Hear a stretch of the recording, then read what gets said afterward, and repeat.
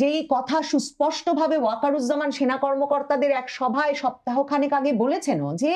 Prison ভ্যানে করে police আদালতে হাজিরা দিতে নিয়ে যাচ্ছে সেনা কর্মকর্তাদের দলকে এবং সিভিলিয়ান কোর্টে, বেসামরিক কোর্টে তাদের বিচার হচ্ছে, এই জিনিসটা মানে মেনে নেওয়া সেনাবাহিনীর পক্ষে বাহিনী হিসাবে সম্ভব হবে না এবং তিনি সেনাপ্রধান হিসেবে মানতেই পারছেন না। তো তখন তিনি প্রধান বিচারপতিকে গিয়ে বলেছিলেন যে কর্মরত সেনা কর্মকর্তাদের বিচারটা তো সেনা আইনে হতে পারে, এবং প্রধান বিচারপতি তাকে বলেছিলেন যে সিভিলিয়ান কোর্টে মামলা হয়ে যাওয়ার পর সেনাপ্রধান চাইলে আইন অনুযায়ী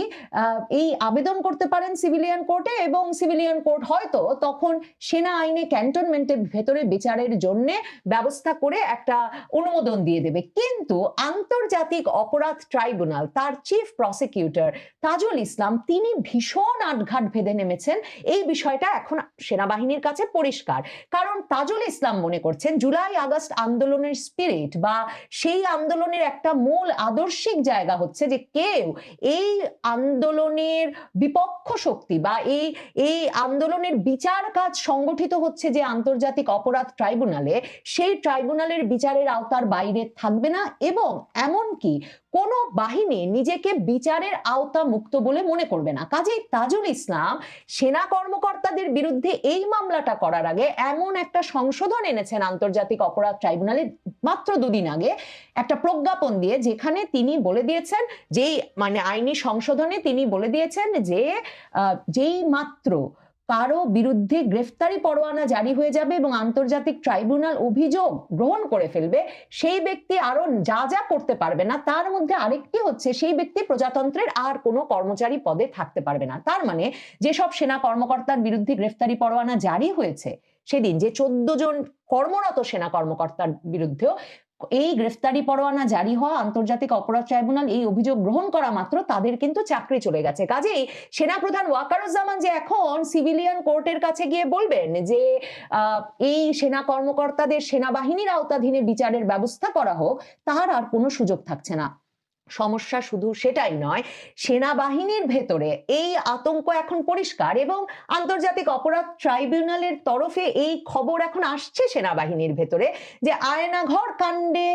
24 জনের বিরুদ্ধে মামলা হয়েছে বটে, কিন্তু জুলাই আগস্ট আন্দোলনে জড়িত সেনাবাহিনীর বিভিন্ন কর্মকর্তাদের বিরুদ্ধে এবং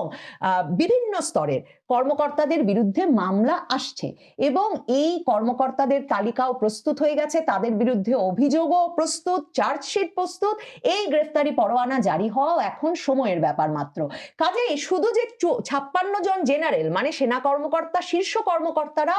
ভীষণভাবে ক্ষুব্ধ, একরকমের আতঙ্কিত, তাই শুধু নয়, সেনাবাহিনীর ভেতরের মাঝ থেকে একেবারে নিচু পর্যায় পর্যন্ত, মানে মিড লেভেল থেকে লোয়েস্ট র্যাঙ্কের অফিসাররা পর্যন্ত,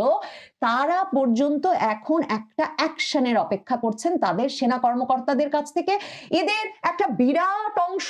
জুলাই আগস্ট আন্দোলনের পক্ষে, কিন্তু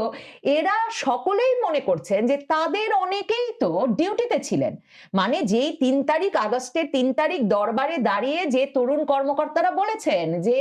আমরা আর গুলি চালাবো না, যেই তরুণ কর্মকর্তারা দাঁড়িয়ে বলেছেন যে তার গুলি চালানোর ভিডিও বেরিয়ে পড়েছে, কিন্তু আরেক কর্মকর্তা যে তখন কেঁদেছেন এবং বলেছেন যে তিনি জবাব দিতে পারছেন না যে কেন সেনাবাহিনী গুলি চালাচ্ছে এবং সেসব ভিডিও ছড়িয়ে পড়ছে,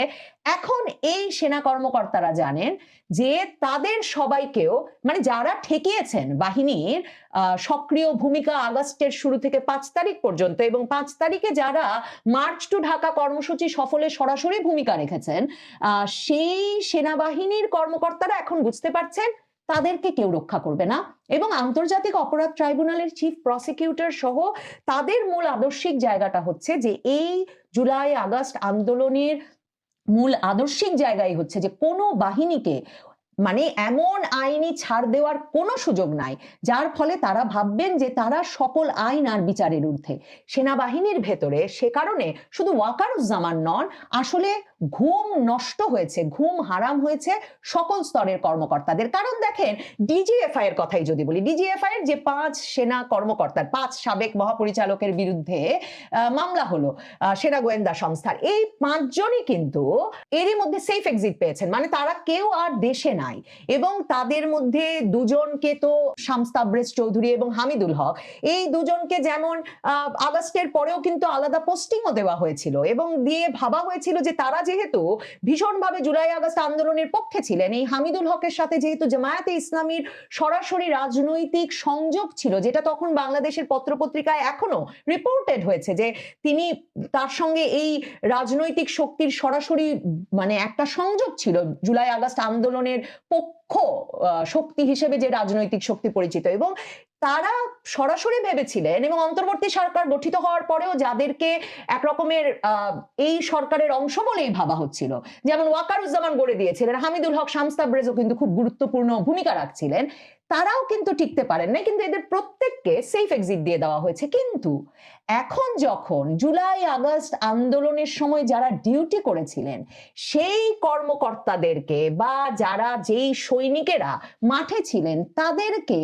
একে একে চিহ্নিত করে মামলা দেওয়া হবে, গ্রেফতারি পরোয়ানা জারি হবে, এবং তারা যখন সাথে সাথে চাকরি হারাবেন, মানে নিজেদের আত্মপক্ষ সমর্থনের আগেই চাকরি হারাবেন, সামরিক বাহিনীর আশ্রয় হারাবেন, এই সম্মান, মর্যাদা এবং সকল রকম বেনিফিট হারাবেন, তারা সহ তাদের পরিবার, মানে সামরিক বাহিনীর ভেতরের সুরক্ষা হারাবেন,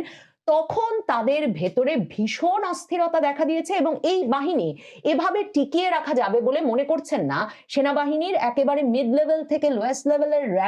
র্যাঙ্কের বিভিন্ন কর্মকর্তারা তো বটেই, শীর্ষ জেনারেলেরাও। কাজেই নানা রকম বৈঠক চলছে, আর ওয়াকারুজ্জামানের সরাসরি প্রাণের ভয় হচ্ছে। দেখেন, 6 মাসের বেশি সময় ধরে সেনা প্রধানের প্রাণের ঝুঁকি, মানে ফিজিক্যাল হার্ম ঠেকাতে, তার যে কোনো শারীরিক ঝুঁকি এড়াতে, তার জন্য বিশেষভাবে কিন্তু প্যারা কমান্ডো বাহিনী, মানে সেনাবাহিনীর সবচেয়ে দুর্ধর্ষ বাহিনী মোতায়েন রয়েছে তার নিরাপত্তা দেখতে। কিন্তু সেনাপ্রধান ওয়াকার একরকমের অবিশ্বাসের মধ্যে পড়ে গেছেন এই ক্যান্টনমেন্টের ভেতরেই, কারণ ক্যান্টনমেন্টের ভেতরে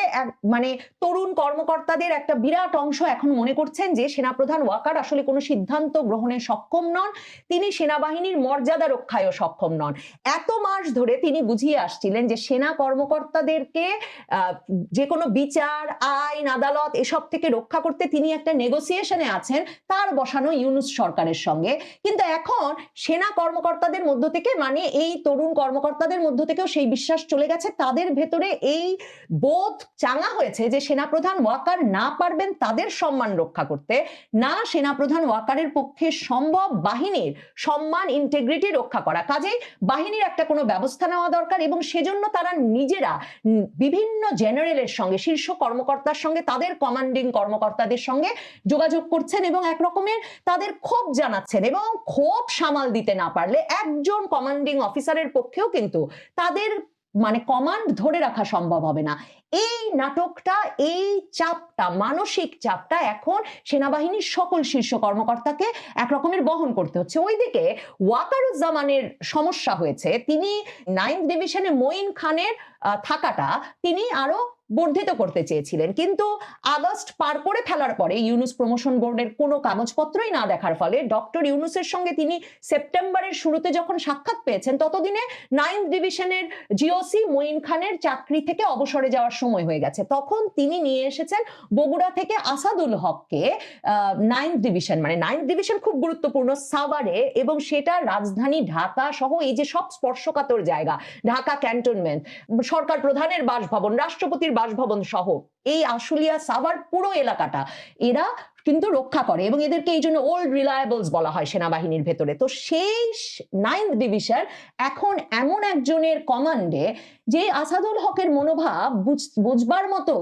ঘনিষ্ঠতা আসাদুল হকের সঙ্গে নাই ওয়াকারুজ্জামানের। কাজেই ওয়াকারুজ্জামান সেনাবাহিনীর ভেতরেও তাকে শেষ পর্যন্ত রক্ষা করা হবে কিনা তা নিয়ে একরকমের শঙ্কার ভেতরে আছেন। ওয়াকারুজ্জামান জানেন সেই মে মাস থেকে নিরাপত্তা উপদেষ্টা খলিল এবং ডক্টর ইউনূস তারা দুজনেই ভীষণভাবে চাইছেন যে প্রধান উপদেষ্টার দপ্তরে সশস্ত্র বাহিনীর যে principal staff officer Kamrul Hasan তাকে সেনাপ্রধান বানিয়ে ওয়াকারুজ্জামানকে সরিয়ে দিতে, এবং তাদের লক্ষ্য এবং তাদের পেছনে সাবেক সেনা কর্মকর্তা ব্রিগেডিয়ার জেনারেল আজমি, বিএনপি জামাত জোট সরকারের আমলের ডিজিএফআই প্রধান রেজ্জাকুল হায়দার চৌধুরী এবং আওয়ামী লীগ সরকারের সময়কার সেনা প্রধান 2013-14 সময়কার সেনা প্রধান ইকবাল করিম ভুইয়ার সরাসরি সমর্থন আছে যে এই ওয়াকারুজ্জামানকে সরিয়ে যেন কামরুল হাসানকে বসিয়ে দেওয়া হয়। অন্যদিকে সিজিএস, এই যে চিফ অফ জেনারেল স্টাফ, মানে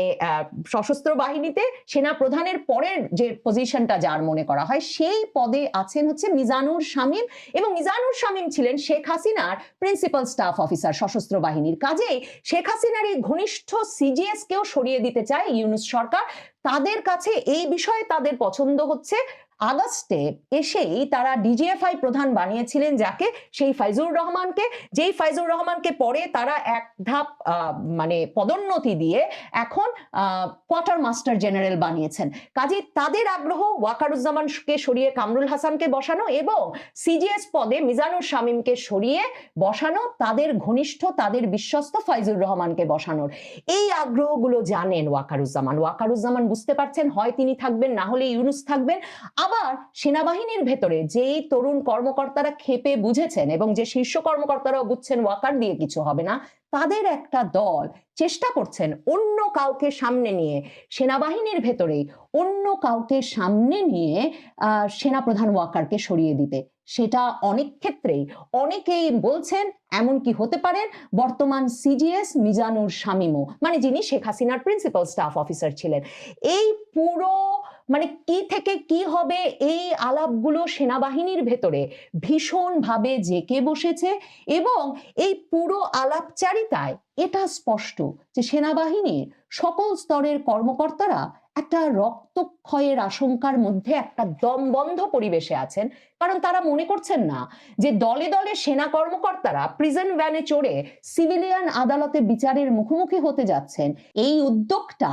কোন রকম সেনাবাহিনীর ভেতরের বাধা বা পরিবর্তন ছাড়া সত্যি সফল করে ফেলতে পারবেন আন্তর্জাতিক অপরাধ ট্রাইব্যুনালের চিফ প্রসিকিউটর তাজুল ইসলাম কিংবা ইউনূস সরকার। কাজেই রক্তক্ষয়ের আশঙ্কা ভীষণভাবে জেঁকে বসেছে সেনাবাহিনীর ভেতরে, সেটাই অস্থিরতার বড় কারণ। তবে একটা পক্ষ মনে করছেন ওয়াকারুজ্জামান সিদ্ধান্তহীনতার জন্য যেমন সমালোচিত হচ্ছেন, তাকে যদি একটা মাথা ঠান্ডা ব্যক্তি হিসেবে বর্ণনা করা যায় তাহলে হয়তো তিনি এর মধ্যে কোনো না কোনো আপোষ রফার ব্যবস্থা ঠিক বের করে আনবেন। কিন্তু সেনাবাহিনীর তরুণ কর্মকর্তারা থেকে শীর্ষ জেনারেলেরা কেউ সত্যিকার অর্থে সেনা আইনের বাইরে সিভিলিয়ান আদালতে এই এত সংখ্যক, মানে 150 জনের তালিকা নাকি আন্তর্জাতিক অপরাধ ট্রাইব্যুনালে প্রস্তুত আছে। আশা করি বিষয়টি বুঝতে পেরেছেন। এ নিয়ে আপনার গুরুত্বপূর্ণ মন্তব্যটি অবশ্যই কমেন্ট বক্সে জানিয়ে দিবেন। ধন্যবাদ।